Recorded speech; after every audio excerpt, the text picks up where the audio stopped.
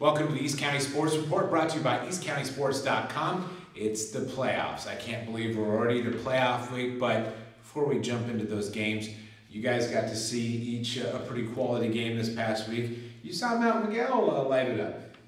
Yeah, you know, that was probably as I predicted myself. I thought it would be a barn burner, and it definitely was. Mookie B. Miller, he started off a little slow, and it wasn't naturally his fault. But he had a couple go over his head, but he got it together pretty quickly after a penalty-filled first quarter, which was pretty awful. But they both got it into gear. They cleaned up the penalties, and it was kind of a back-and-forth effort, and then ended up at the very end. I mean, Santana was driving. They scored the touchdown. Nice pass from Odewalt to Kane into the end zone, and then enough time to go in there with a minute left, try and get the conversion completed. Unfortunately, they didn't make the conversion. Mount Miguel takes a knee twice and gets the win. Absolutely, but good for the Matadors. They've worked hard all year. Some up and down aspect to their season, but they finished the regular season on a win. And of course, you saw Grossmont getting things done at the end of the season. Yeah, we thought West Hills would give Grossmont a battle this time. We were always expecting a good game, but Grossmont handled West Hills and in turn ended up in the open division, and that's really the big story, I think, almost in the county this week of what transpired with the open division playoffs. Now, those teams won't play until next week. They have a bye in the first round because there's only 8 teams. What's happened is Grossmont, with that victory, they moved up because Christian upset Point Loma, and then El Camino lost to Oceanside. That graduated Grossmont into the top 8, and they will now face Mission Hills in the first round of the Open Division playoffs. So here's your gift. You get on the road to Mission Hills. Yeah, so that's going to be a tough order, but we'll talk about that at another time. People will remember last year those two teams met at Grossmont. The score was 49-48. So I don't think the Foothillers are going to be lacking confidence, but we'll talk about that game next week. And also, Helix, we'll get to them next week in the Open Division playoffs. All right, so let's talk playoffs right now. First one we have on the docket is West Hills at Granite, the old East County playoff game here. This is going to be a fun game, I think. Absolutely. I mean, first and foremost, is Granite Hills has had a tremendous season. I mean, to go 8-2 overall, 4-0 in the league. This is their 3rd title. I mean, Granite Hills has got to be real proud of them. And they have 4 starters that have been there for the last 3 years. So it's been all good, offensively, defensively over at Granite Hills.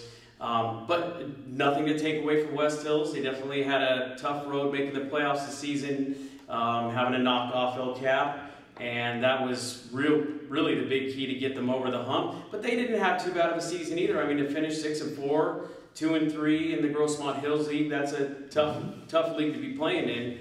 And with the exception of the blowout loss to Helix, and Woodpack have been in every game this season, really. Yeah. Well, and they've overcome. They've stuck around with teams and really just battled 4 quarters. I think most teams that they played maybe thought, oh, we'll get them, and then they come back and they put those last effort. I think about the Valhalla game especially. So how are you picking this one? Well, I mean, you gotta look at the other side too. I mean, how far Granite Hills has come. I mean, I got some stats here. I mean, Jake Siegfried was a sophomore and threw 4 completions on 8 attempts, 1 touchdown and 2 interceptions, and 7 carries for 58 yards, and that was his sophomore year. The Eagles won that meeting the last time with West Hills, 20-14. Jake Siegfried at this point in time, very seasoned, 74, 142, 876 yards. He's gotten away from the pass. More of the rushing has done him very well. 9 touchdowns through the air though, only 7 picks. But get this, leading rusher still, 134 carries, 941 yards, 15 touchdowns on the ground, which leads the team for rushing TDs, and a total of 24 of Granite Hills touchdowns. Okay. So he has been very key through the air and on the ground. And then you can't take away from Tyler Gonzalez, and Kevon Martin also will add to the running game. And then William Burton, not only the tight end, but he and Ethan Bishop are going to be pretty tough on the defense too. So it's going to be pretty tough for West Hills. As far as picking it, I'm going to say it will be closer than it normally would be, but I'm taking the Eagles 21-18. Okay, all right. You know, that game, I remember that, and West Hills won that game. Rafi Carr, if you remember him, he was the star that night for West Hills. He had an incredible, we had some great games in his career at West Hills, but that game really, he won that game for West Hills against Granite in the playoffs when Jake was a sophomore. I think this is a very intriguing game because of what we talked about last week. These two teams are switching leagues next year. You know, Granite Hills is going to go into the Hills League, and West Hills is going to go down to the Valley League. So I think that makes this one even more interesting. We talked about the CIF willing to manipulate the teams a little bit on Saturday like they did. Everyone was kind of getting out of going crazy on Friday night, and they switched this. This would have been the Wolfpack against Steel Canyon, but what they want to avoid are league teams meeting again in the first round. So we end up with this matchup, and I think it's kind of neat from exactly the angle that I spoke of. West Hills leads the all-time series 15-9, including 10-3 this millennium. Out of those, the all-time series, 6 one-point games. What a series these guys have had. The Eagles have won 6 straight games, as you mentioned, Dave. They're red hot right now, and they're averaging over 280 yards rushing per game. They are really churning it out right now. Granite Hills won at West Hills in 2015, 21-14, to snap a 4-game losing streak to West Hills. We've talked about the big three, the big guys for Granite Hills, but did you know that junior Noah Espinoza actually leads the Eagles with 3.5 sacks? So he's getting overlooked a little bit by those superstars over there. I want to mention West Hills' Jordan Young. He's a good quarterback. We've enjoyed watching him. I don't want to say game manager yet. I think he's just growing and getting better and starting to open it up a little more, but he doesn't make mistakes. 2 interceptions all season, so those are some key numbers for him, and he's got a serious scoring threat in Cade Weaver. The winner of this game faces Valley Center. The Eagles lost to Valley Center this year 29-7. I've got Granite Hills winning this one by a touchdown. Okay. I just wanted to add real quick in there too, someone, and I definitely don't want to overlook him, that has just been all over the place too for West Hills, as far as kick returner, punt returner, picks at the right time, especially against El Cap, is Ryan Jewell. Ryan Jewell has just been the man, and from what I understand, according to Coach Ash, also he is a locker room guy too. He's key on the field and off the field. Okay. Now we go into our way back machine. We get a rematch here of this next playoff game, so we'll have a little bit of highlights right there for your enjoyment. Mira Mesa travels to Steel Canyon. It didn't go so well for Mira Mesa the last time out. You predicting anything different this time around? Well, you know, looking at how they fared towards the end of the season, Mira Mesa at the time, I believe, had only had 1 loss prior to Steel Canyon. They finished the season 5-5, 0-4 in league, as opposed to Steel Canyon finished 6-4 and 3-2 in a tough Hills League. I mean, in Game 5 for a big upset that they won last meeting, 52-26, and quarterback Thomas Fishburne, once again, 18-25, 268 yards, 4 touchdowns, and 13 carries for 44 yards. That was just Fish being Fish. Running back Isaiah Thompson had 15 carries for 96 yards.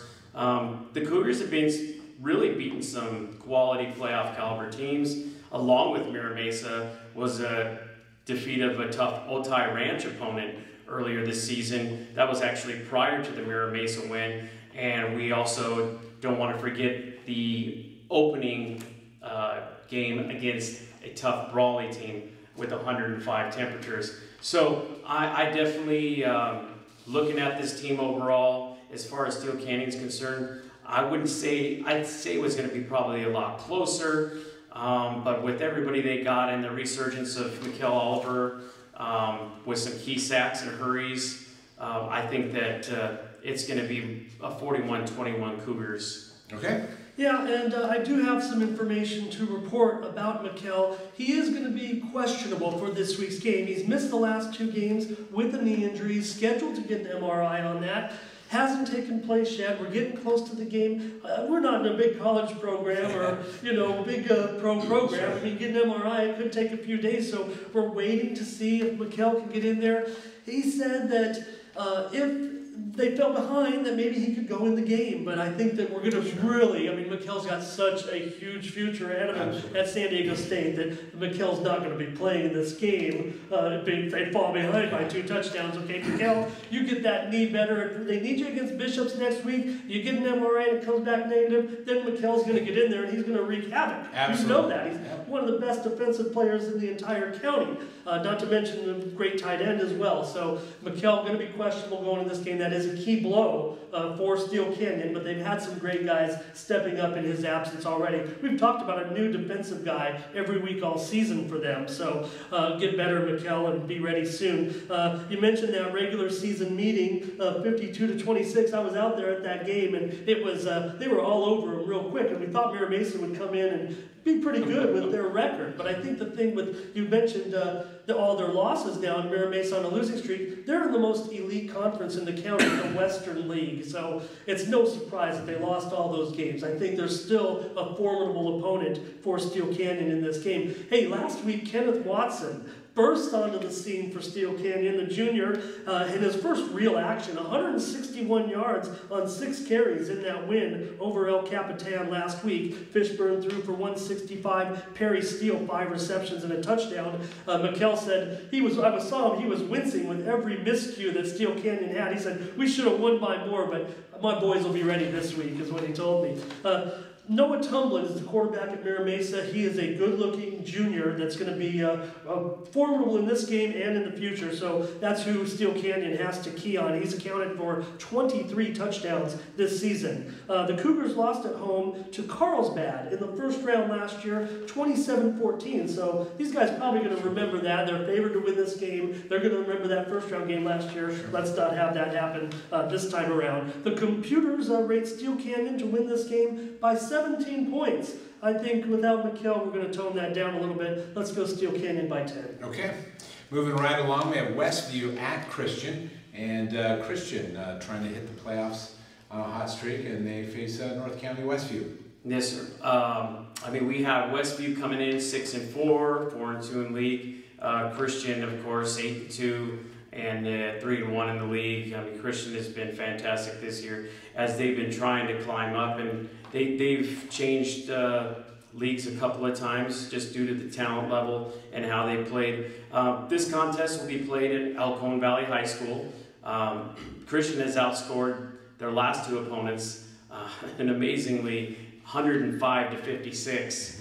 The Patriots upset the Point Loma Pointers, which, thank you very much, Christian, for doing so. I did pick that. And that was key. That was one of those tests for the year, and after talking to the AD, David Beezer, he was saying the same thing, that the true test for them would be that last game against Point Loma, and he was looking forward to that. So after a big win over there, I think he's pretty happy and pretty confident going into the playoffs facing Westview. And then the score was what, 44-37. That last minute laser from Brad Jeremiah, who was 224 for 325, 3,196 yards for the season, 41 touchdowns through the air, only 5 interceptions, 23 carries for 18 yards, 23 carries, 18 yards, and 4 touchdowns, for a record total of 45 touchdowns, which leading the league. The Westview secondary will definitely be put on alert about the Patriot receiving corps. Alexander Gonzalez, 62 receptions for 714 yards, 14 touchdowns on the season. Also, pretty speedy guy rushing, 24-149. Jesse Matthews has been money for Brad Jeremiah this year as well. 48 receptions, 778 yards, 12 touchdowns. And let's not forget about wide receiver Alonzo Richardson, 39 receptions, 738, and 9 receiving touchdowns. Coach Oliver and David Beezer have been at this for several years now, so I think they've fine-tuned this thing. They like to use what they call the pro-style offense, and a lot of times they like to go to the tight end position more than the typical high school team. But on this one, I'm going to go with Christian wins this one 33-16. Yeah, Alexander Gonzalez right now probably rates as maybe one of the leading guys to get the East County Unsung Hero Award because he's got such great numbers and he kind of gets lost in the shuffle with all those great stars, but he's also a star defensive player with 3 sacks this year.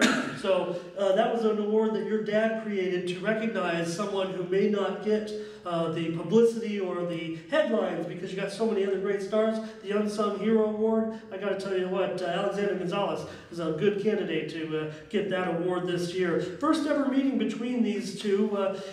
You know, we had Shane Dillon, a new correspondent for us, out there at that game last week. I wanted to mention him because you had him interviewing Brad Jeremiah. In that picture, you had 2 quarterbacks that threw for almost 12,000 career yards when he was interviewing him in that game. Amazing, the numbers that you mentioned with Brad this year. He had over 400 yards in that game last week, 6 touchdowns in the game, found Jesse Matthews 3 times, and that big 2-point conversion. Just a great game.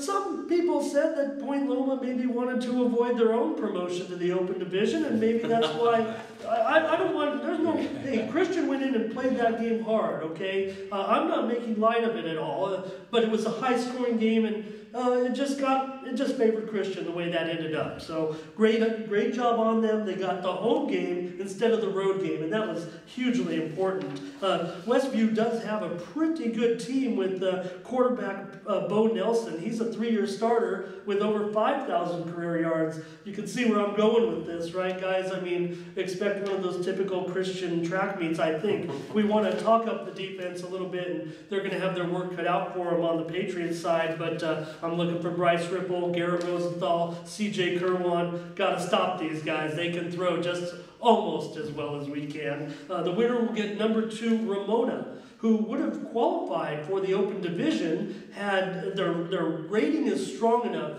that they would have been in the Open Division if they weren't stuck in Division 2. Let me just take one time out to mention that maybe one thing that they want to look at when, in case anybody's watching this, maybe one thing they want to look at is for the Open Division, encompassing all the divisions, in case someone like Ramona has this incredible 10-0 season where we'd love to see Ramona get in there, mix it up with the likes of Helix and Mission Hills or a Grossmont, and then just extend the number of teams in Division 1 so that maybe some of those teams like Bonita Vista, who went 0-10, we talked about the downtrodden season for Valhalla because of the injuries. They're in, but maybe if there wasn't as many teams in, so maybe CI can look at that. The computers rate the Patriots by almost 2 touchdowns in this game. I think that's a little much. I'm going to go Christian by a touchdown.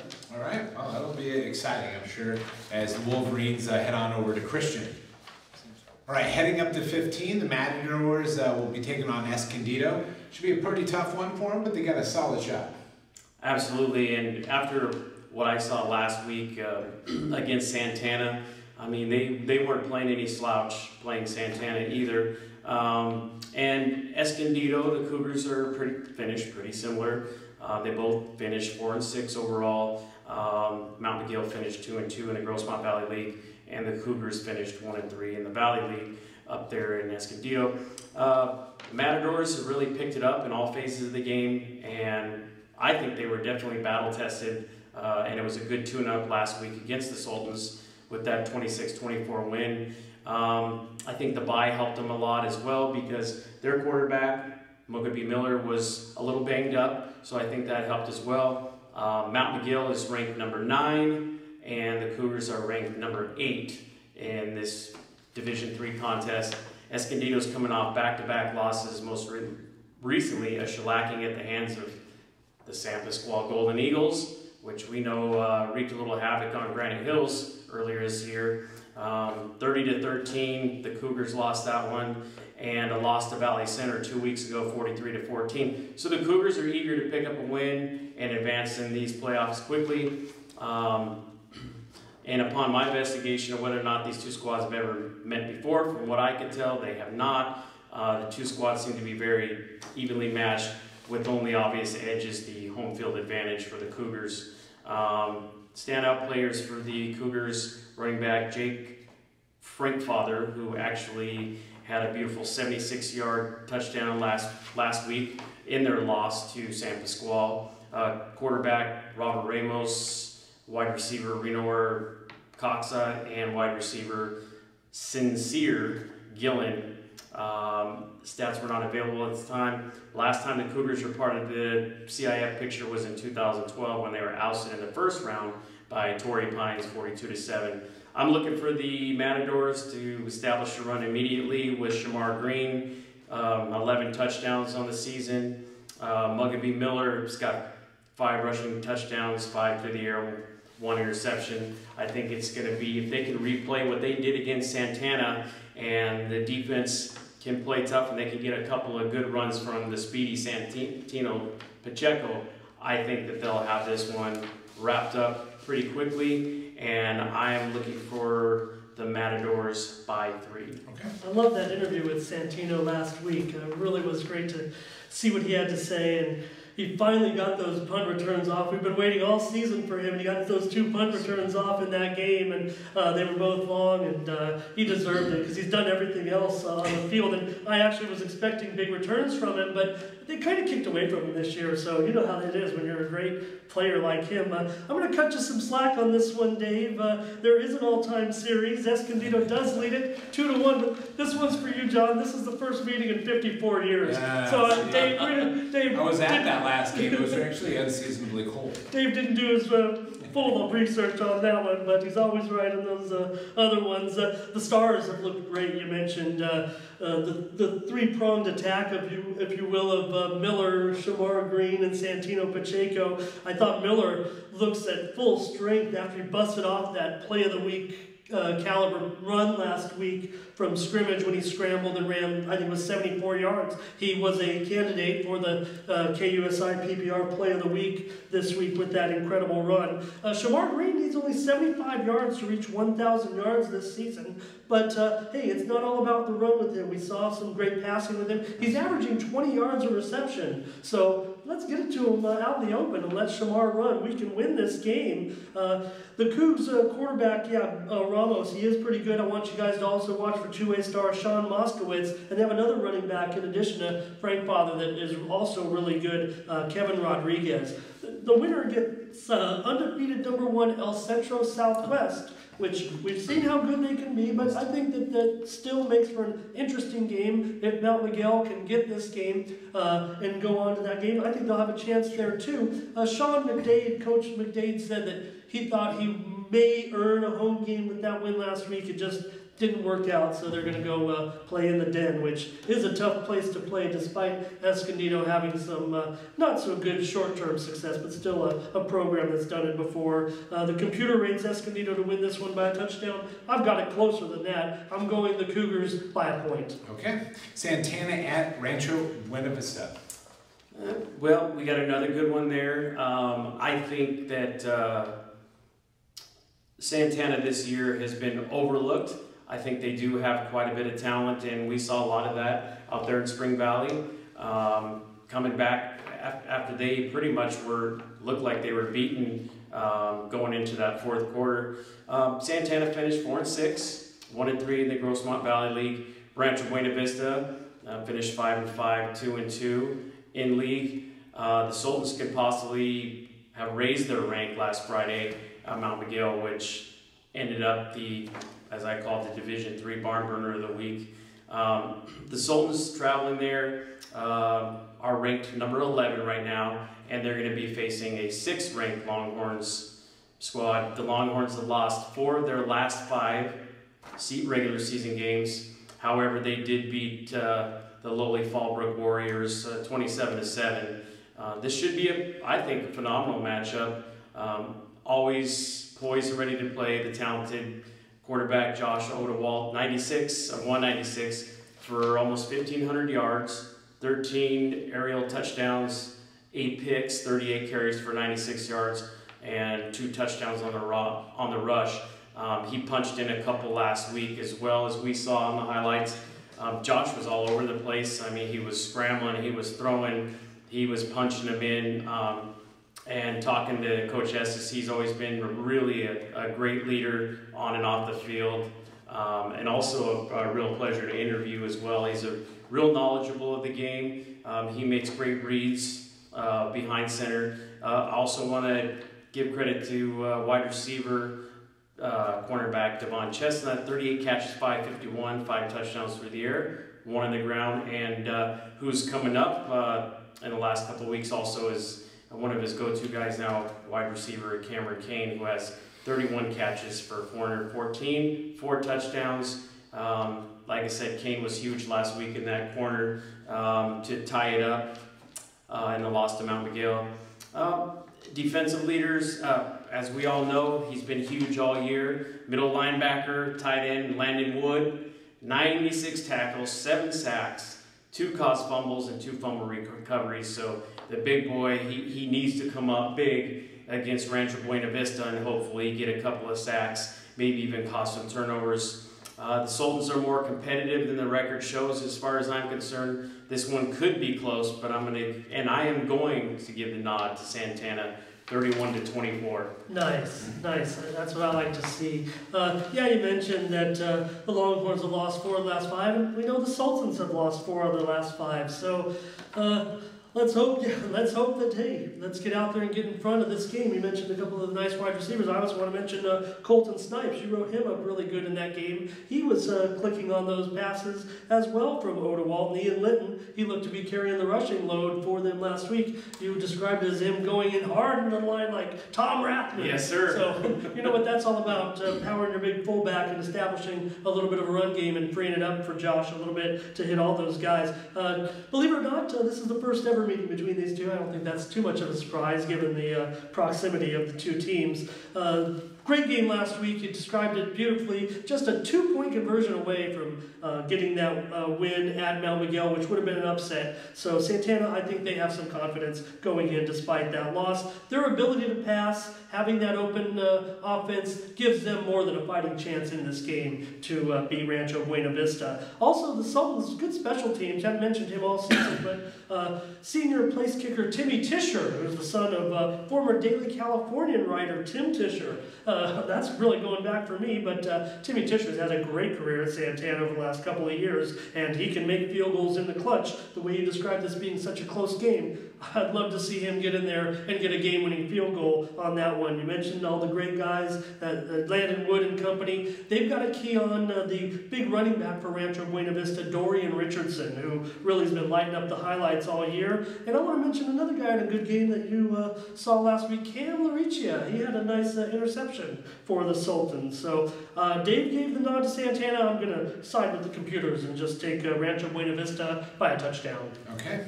The Braves getting a rematch at Serra, making the playoffs here.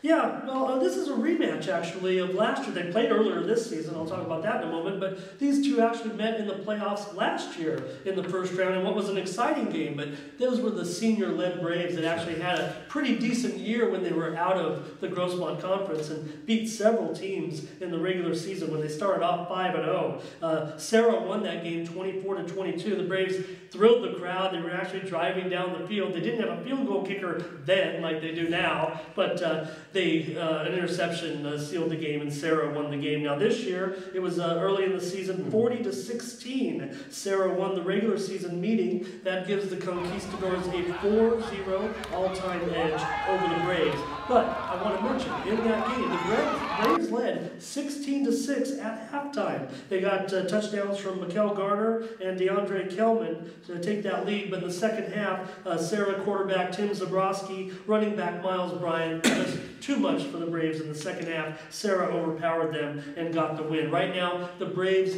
are under 20 players. They even kind of persuaded, or CIF kind of persuaded the Braves to stick it out, get this playoff game in, because the Braves felt like maybe they were a little undermanned to compete, given what's happened. The Braves only won 1 game on the field this season. They also received a forfeit victory that game, if you might remember, against Sweetwater. But here's what they did. The Braves qualified 11th, but were moved up to 9th.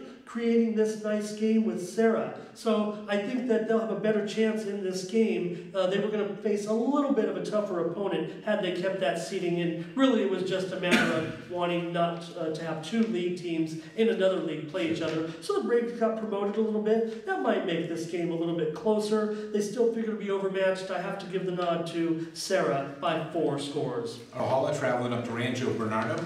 And what do you got for this one, Dave? Well, Valhalla's had a tough year. It's been a tough year for the Orange Nation. 2-8, 0-5 in the Grossmont Hills League. I mean, they really, it's not Valhalla-like, really, as history has shown. Going up against a Rancho Bernardo team that finished 5-5 and 5-1 league. The Norsemen come into this contest literally, I mean, basically, like I was saying, limping into the contest. Ranked 19th in a tough Division I for starters. And Rancho Bernardo hosts comes into this bout ranking number 16 in Division I with home field advantage and a fairly healthy squad, as the Norsemen more than likely, as far as I know, are going to go with the tight end, fill-in quarterback Kyle Grigel, barking signals, as quarterback, kicker Brian Madriz, and quarterback Dennis Dawn are out due to injuries suffered during the regular season. Losing Madriz is also like losing double the opportunity to score, as he handles the kicking duties as well.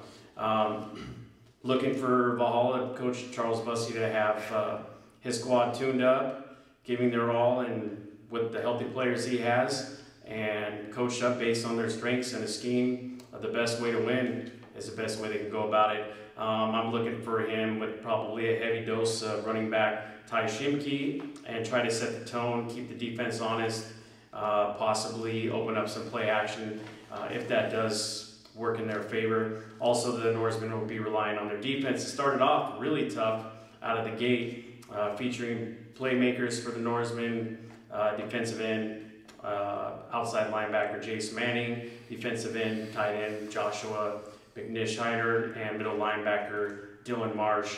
The Norsemen need to create and win the turnover battle.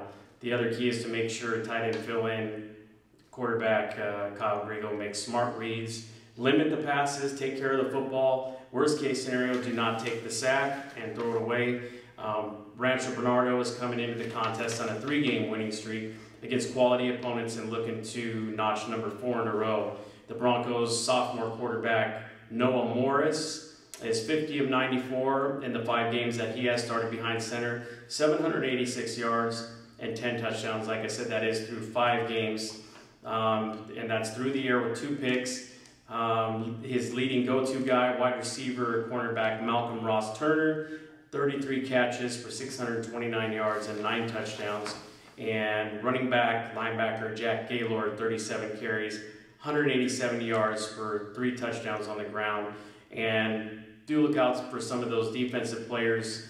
Leading tackler, middle linebacker Luke Manos has 79 tackles, 3 sacks, 2 picks, and 1 safety. So the Broncos defense overall looks very fast and has a strong tackling ability. Valhalla could really use the win and is capable. However, I'm going to go with Rancho Bernardo, 31-17.